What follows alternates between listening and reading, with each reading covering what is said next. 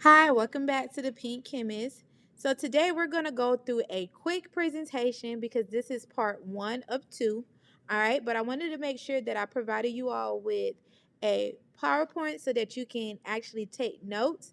And then in the next part, we'll go through a step-by-step process, which will be the most important part. And I think what will help a lot of you all of how to actually write out a skeletal equation with actual examples. So let's get through this as quick as we can. All right. And make sure that you don't hesitate to press pause to stop at what you need. Okay. So this would be a great time if you don't already have your composition notebooks out. Go ahead and get your composition notebooks out so that you can take notes with what is necessary. Okay, so first things first, what is a skeletal equation? In short, a skeletal equation is an unbalanced equation. Now, you can write out this whole definition if you would like, but in short, it's just an unbalanced equation. All right. All right, so step one. So step one to writing a skeletal equation. First, you want to identify the reactants. What does your reaction starts with? That is your reactants, okay? So you want to start with that first. Now, in your skeletal equations, you will be given a word problem, okay? So the examples that we'll be going through in the next video will be word problems. And from this word problem, you're going to have to identify the reactants. And then for step two, you're going to have to identify the products. This is what your reaction ends with, okay? This is what it ends with. All right, so step three. Step three is where you're going to identify the type of compound that you're working with. So when we're talking about the type of compound, we're not talking about the type of reaction. We're actually talking about the type of bond that's taking place. So is it an ionic bond? Is it a covalent bond? Is it a hydrocarbon? But for the sake of what we're going over in class, we're only going to talk about ionic and covalent today, okay? Now, you want to keep in mind your naming rules that you have for ionic and covalent to help you correctly write your chemical formula for each compound. So, for instance, for an ionic bond, that means you have a metal and a nonmetal, okay? And with a metal and a nonmetal, you have to do the process called swap and drop. And in order to swap and drop, you will need oxidation numbers, okay? And then we know that with covalent bonds, that means that you have two nonmetals, and then that's when you're going to see the presence of prefixes. And so your prefixes will help you to determine what your subscripts are.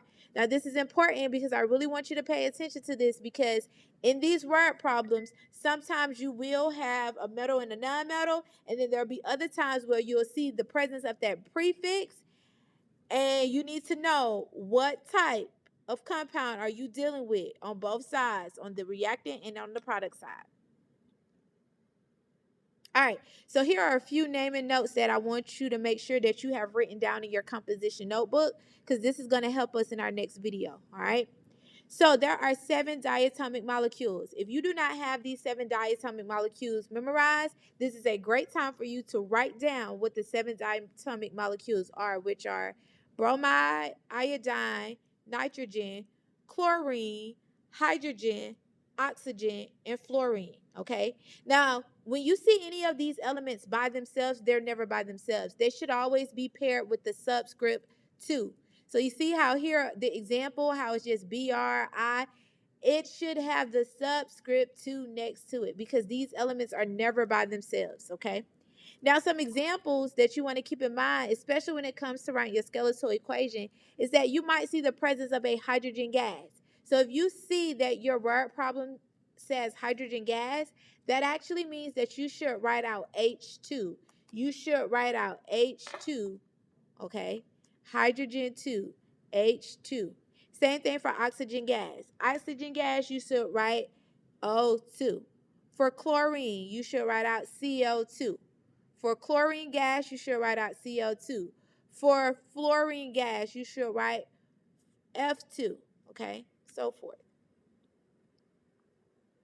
Now, another naming note to keep in mind is that if you have the presence of an acid, okay, if you see that a compound has acid in its name, you will need to bond it with hydrogen, okay? And on the next slide, I'm going to give you an example of what that actually looks like. Keep in mind, you still want to do the swap and drop formula, okay? That is very important. And then another note, if you have a polyatomic ion that ends in ATE, your acid is going to end in IC. And if your polyatomic ion ends in ITE, that means your acid is going to end in OUS. Okay? OUS. All right, so here are some examples. So for sulfuric acid, the fact that I see acid there lets me know that I need to go ahead and bond this compound with hydrogen. So that's why I have my hydrogen there. Okay? And then sulfuric, it ends in IC. So since it ends in IC, I now know that my polyatomic ion, if it ends in IC, means that it had the ending of ATE. And if I look on my polyatomic ion sheet, I will see that sulfate is actually the polyatomic ion that is in place for the acid sulfuric acid. Okay. So as a result, I have H2SO4. That 2 from H, that subscript of 2 for H, is not coming from it being a diatomic element. It is in fact coming from the oxidation number of SO4, which SO4 has an oxidation number of -2. So that is where that 2 comes from once we swap and drop. Now, for those of you that's a little bit confused, just stay tuned for part 2 in our step-by-step video that will give you insight as to how to do the swap and drop process, okay? All right, so some common phrases to keep in mind, all right? Anytime that you see reacts with, combines, in contact with, and burns in, usually O2, that is letting you know that you should be writing a plus symbol there, okay? You should be writing a plus symbol there. Now, you know that you will need to write a yield symbol when you see common phrases such as products, yields, decomposes to, forms, made, and breaks down. This is very important. Now, this will be a great time, especially if you're my student. So go ahead and write this down in your composition notebook. Now, if you don't have this written down in your composition notebook, it is going to be very difficult that when you are doing your word problems to write your skeletal equation to know what to actually put there, okay? So we don't want to make this any difficult than what it already may seem to be, okay? So pause. This would be a great time to pause the video to get this written down. All right, now for a quick visual example, because in our next video, I will actually walk you step by step, okay? We're going to go step by step. You got copper 2 sulfide reacts with oxygen gas to produce copper and sulfur dioxide, all right? So I did a little color coding here, okay? So you have Cu, which is in representation for copper, okay? And then that 2 is in representation for the oxidation number for copper. Sulfide has the symbol S, which is sulfur on the periodic table, and its oxidation number is also -2. So we have this already written on our reactant side.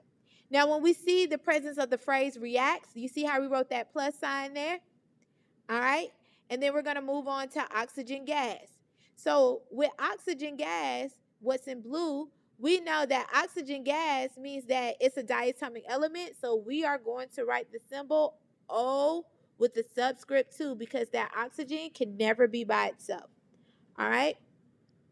And then in orange, we have to produce. So you see that orange arrow that's moving back and forth? That is a yield sign. So we know that from our common phrases that anytime we see to produce, that means that we should write the yield sign. All right? So after the yield sign, we know follows our products, okay? So now we have copper, which is the element symbol Cu. Copper on the product side is by itself. And since it's by itself, there's no need to add the oxidation number.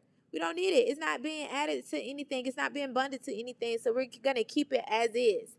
And with the presence of the common phrase and, we added a plus sign. So that's what we have again in pink. And then lastly, we have sulfur dioxide. Now we're noticing the presence of a prefix.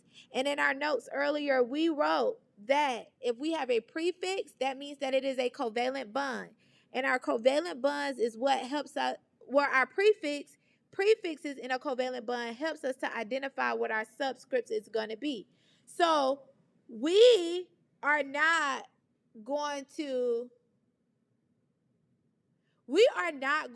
actually swap and drop here because we don't need to. It's not an ionic bond. But we will take in consideration this prefix that's in front of oxygen and make sure that we write the subscript 2 because the prefix di means 2 behind oxygen. So S for sulfur is the symbol. So we wrote S, and O for oxide because that's the symbol for oxygen. So we got SO, and then we wrote 2 as the subscript because di, which is in front of oxide, is the prefix that is in front of oxide. Okay, so that's how you get SO2. Now in our next video, we're going to go through step by step. So make sure that you have these notes in hand, and I'll see you on the next video.